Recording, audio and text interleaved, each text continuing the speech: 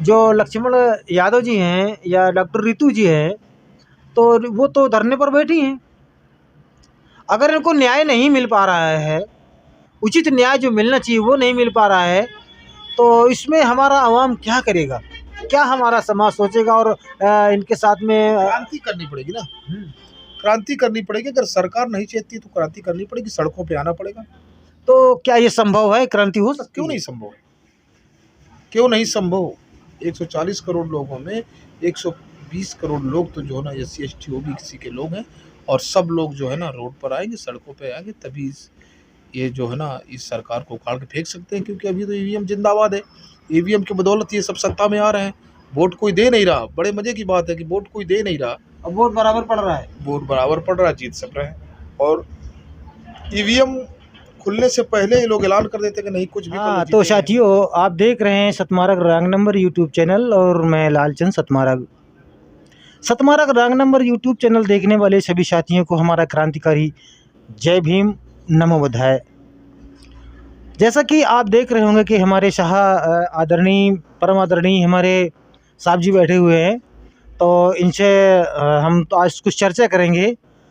तो इस चर्चा में सबसे पहले हम साहब जी आपका परिचय जानना चाहेंगे। मैं फौजी भारत भूषण संखवार हूँ, घाटमपुर विधानसभा से मैं बिलोंग करता हूँ। अभी मैं बता देना चाहता हूँ सरकार को, अगर मेरी कोई ये वीडियो देख रहा है या मेरी आवाज़ सुन रहा है, कि आप कब तक इनकी आवाज़ को दबाओगे। आग लग चुकी है, आग लग चुकी है, और आने वाले समय में इनके लिए ये बहुत घातक होगा, क्योंकि अब इस देश का बहुजन समाज जाग चुका है। अभी आपको बता रहा हूँ, कल ही एक बगल में एक पहेवा गांव पड़ता है, वहाँ बहुजन समाज के लोग, SC ST OBC के लोग सब मिल करके बुद्ध भागवत का आयोजन किए थे, परमिशन भी लिया था। वहाँ मनुवादियों ने उसको टारगेट किया, हैरेस किया, फायरिंग की, तोड़फोड़ किया। कहीं ना कहीं इसमें सत्ता का जरूर कोई ना कोई ऐसा वो है सह मिला कि जो है ना इतना बड़ा कांड उस लोगों ने किया, और जनता के अंदर रोष है। बहुत जल्द इसका परिणाम मिलेगा।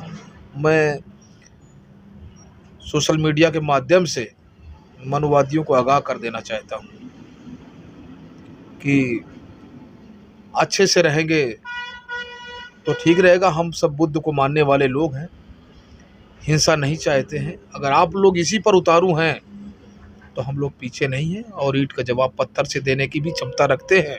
देखिए सर, ये तो बातें कह लेने की होती हैं। लोग कह देते हैं कि ईंट का जवाब हम पत्थर से देंगे और लोहा का जवाब लोहा से देंगे। आप ये बताइए कि जब दिल्ली के लाल किला पे आक्रमण हुआ था, तब क्रांति कहाँ गई थी? तब लोहा कहाँ गया था?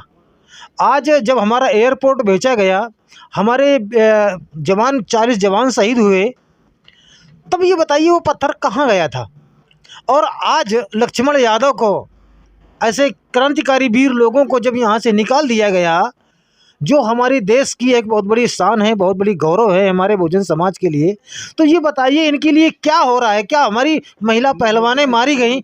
सर, हमारी महिला पहलवानें मारी गई हैं, इसका परिणाम क्या हुआ?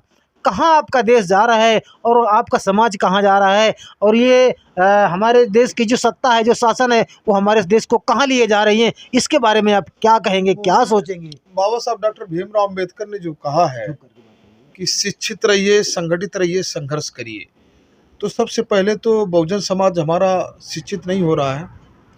शिक्षित भी जो हो रहा है तो वो संगठित नहीं हो रहा है।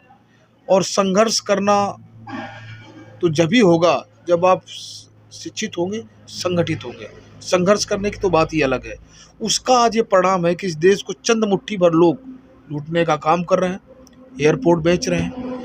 एयरपोर्ट बेचने वाला तो पहले से बोल रहा है कि मैं चौकीदार हूं, मैं चौकीदार हूं, चौकीदार हूं। मालिक कोई दूसरा है। हाँ, मालिक कोई दूसरा है, चौकीदार मैं हूं। लेकिन इस देश की 140 करोड़ जनता मानने के तैयार नहीं। भाई, जो अपने को चौकीदार बोलता है, खुद आदमी बोल रहा है और बोलने वाला बोल रहा है कि आप मानो ना मानो हम चौकीदार हैं।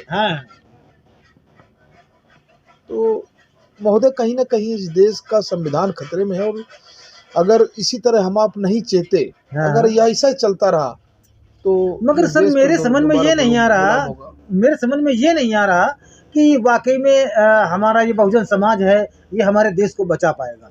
मेरे नहीं समझ में आ रहा कि ये बचा नहीं, पाएगा, क्या ऐसा करेगा ये? है कि बचाएगा। अभी जो है ना सो रहा है, गहरी नींद में सो रहा है, और इसका भी बहुत नियरेस्ट आपको यानी परिणाम इसका मिल जाएगा बहुत जल्द। भाई इसका देखिए, परिणाम आएगा। मुझे तो नहीं समझ में आ रहा, मेरे तो बिल्कुल पल्ले ही नहीं पड़ रहा कि किसी हमारा देश गुलाम नहीं होगा। नहीं, बिल्कुल गुलाम तो हो चुका है, बचा कहाँ है? हाँ नहीं गुलाम हो चुका है, देश गुलाम हो चुका है।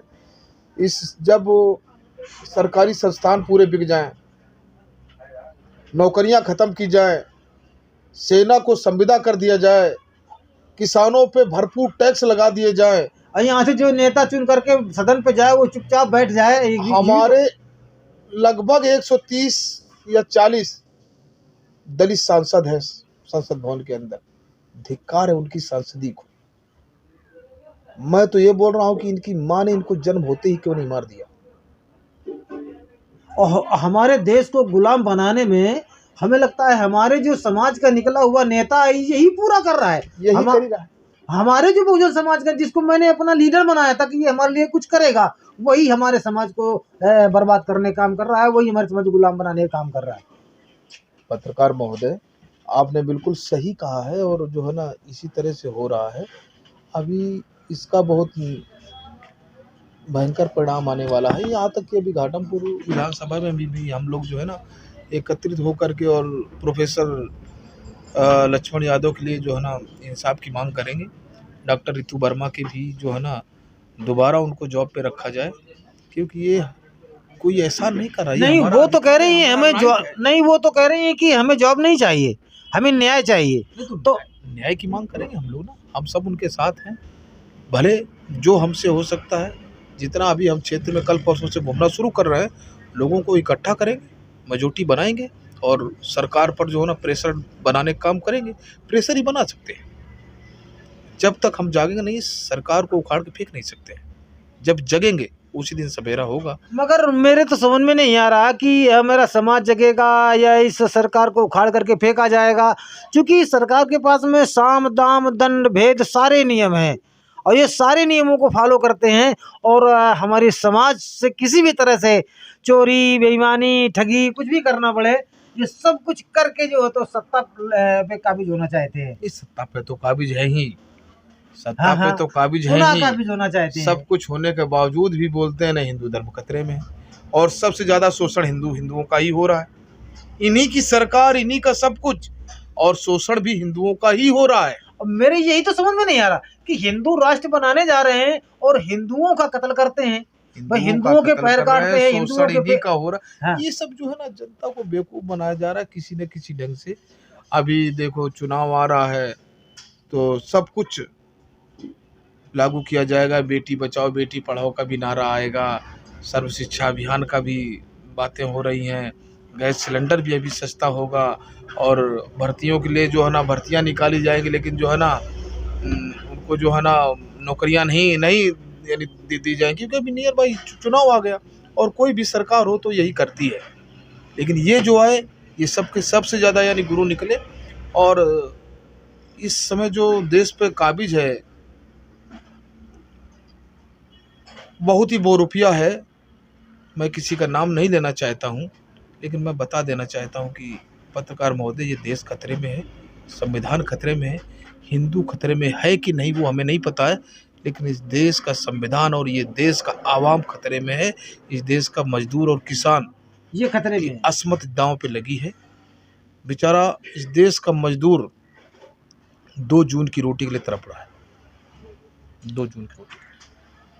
तो इसका मतलब जो मनुवादी व्यवस्था है वो मनुवादी व्यवस्था वो कामयाब है, ये कामयाब है वो, और जो अम्बेडकरवादी व्यवस्था है वो फेल है। क्योंकि हम लोग बुद्ध को मानने वाले लोग हैं, शांति चाहते हैं, और ये उसका फायदा उठा रहे हैं। हाँ। ये उसका फायदा उठा रहे हैं। तो सर ये जो लक्ष्मण यादव जी हैं या डॉक्टर रितु जी हैं, तो वो तो धरने पर बैठी हैं। अगर इनको न्याय नहीं मिल पा रहा है, उचित न्याय जो मिलना चाहिए वो नहीं मिल पा रहा है, तो इसमें हमारा आवाम क्या करेगा, क्या हमारा समाज सोचेगा, और इनके साथ में क्रांति करनी पड़ेगी ना, क्रांति करनी पड़ेगी। अगर सरकार नहीं चाहती तो क्रांति करनी पड़ेगी, सड़कों पे आना पड़ेगा। तो क्या ये संभव है, क्रांति हो सकती क्यों है? नहीं संभव, क्यों नहीं संभव। 140 करोड़ लोगों में 120 करोड़ लोग तो जो है ना SC ST OBC के लोग हैं, और सब लोग जो है ना रोड पर आएंगे, सड़कों पे आएंगे, तभी ये जो है ना इस सरकार को उखाड़ के फेंक सकते हैं। क्योंकि अभी तो EVM जिंदाबाद है, EVM की बदौलत ये सब सत्ता में आ रहे हैं। वोट कोई दे नहीं रहा, बड़े मजे की बात है कि वोट कोई दे नहीं रहा, अब वोट बराबर पड़ रहा है, वोट बराबर पड़ रहा है, जीत सब रहे हैं। और EVM खुलने से पहले ये लोग ऐलान कर देते कि नहीं कुछ भी कर लो, जीतेंगे हम ही। तो कहीं ना कहीं तो इनको पहले बता देते हैं, पहले कहीं बता ना कहीं देंगे। तो इनको इतना कॉन्फिडेंस इसीलिए तो आ रहा है। क्यों इतना कॉन्फिडेंस है? तो अभी कल से जो है ना पत्रकार महोदय, हमको क्षेत्र में निकलना है, लोगों के बीच में जाना है, और इस बात की चर्चा आज केवल दलित समाज ही प्रोफेसर लक्ष्मण यादव की बात उठा रहा है। OBC को तो पता ही नहीं है, OBC को तो पता ही नहीं है, यहाँ तक कि यादव समाज को तो पता ही नहीं कि लक्ष्मण यादव है। उसको यही नहीं पता है कि लक्ष्मण यादव होती क्या भला है, ये क्या चीज है। उसको ये नहीं पता है कि लक्ष्मण यादव क्या चीज है, इनका क्या योगदान है। और मैं बता देना चाहता हूँ आपके कैमरे के सामने कि ललाई सिंह यादव के बाद अगर कोई शेर पैदा हुआ है तो वो है लक्ष्मण यादव। लक्ष्मण यादव, बिल्कुल वो है लक्ष्मण यादव, जो पाखंडवाद, आडंबर, मनुवाद का खात्मा करने पर उतार हुआ, वो है शेर लक्ष्मण यादव। चलिए सर, आपसे मिलकर के बहुत ही अच्छा लगा हमें।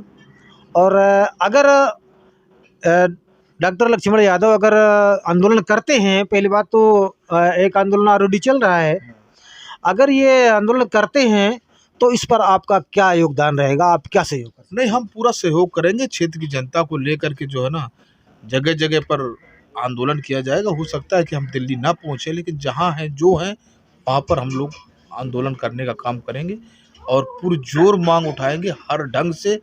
और जो भी हमसे हो सकता है, जन धन जो भी हो सकता है, हमसे पूरा का पूरा सहयोग है। हमारा सब कुछ न्यौछावर है प्रोफेसर लक्ष्मण यादव के लिए, डॉक्टर रितु वर्मा के लिए, सब कुछ न्यौछावर है, और इससे कुछ ज़्यादा नहीं है। चलिए, बहुत बहुत धन्यवाद सर आपको। जैसा कि हमारे व्यूवर्स लोग वीडियो देख रहे हैं, तो सतमार्ग रॉन्ग नंबर यूट्यूब चैनल के माध्यम से जो हमारे व्यूवर्स हैं, इन लोगों के लिए आप क्या कुछ कहना चाहेंगे? पूरे व्यूवर्स को तो मैं, अभी नया साल आने वाला है, सबको नए साल की बधाई देता हूँ। और मैं बताता हूँ कि जो भी ये सतमार्ग रॉन्ग नंबर देख रहे हैं साहब का चैनल, अगर किसी ने सब्सक्राइब नहीं किया तो इसको करें, और शेयर करें, लाइक करें, और इनको ताकत दें, लाल सिंह महोदय को, इनको पत्रकार भाई को ताकत दें, ताकि ये और आगे बढ़ सकें, और बहुजन समाज की आवाज़ को ऊपर उठाने का इनका काम है। और ताकत के साथ जब ही आवाज़ उठा सकते हैं, जब आप सब लोग इनका साथ देंगे, इनकी मदद करेंगे। और आपको साथ देने में क्या है, शेयर करना है, लाइक करना है, और सब्सक्राइब करना है। तो सभी को नए साल की हार्दिक शुभकामनाएं। सर्दी आने वाली है बहुत तेज, अपना ध्यान रखें, और घरों में अगर कोई बूढ़े वृद्ध लोग हैं उनका भी ख्याल रखें, गर्म पानी का इस्तेमाल करें। बहुत बहुत धन्यवाद। जय हिंद, जय भारत, जय भीम। जय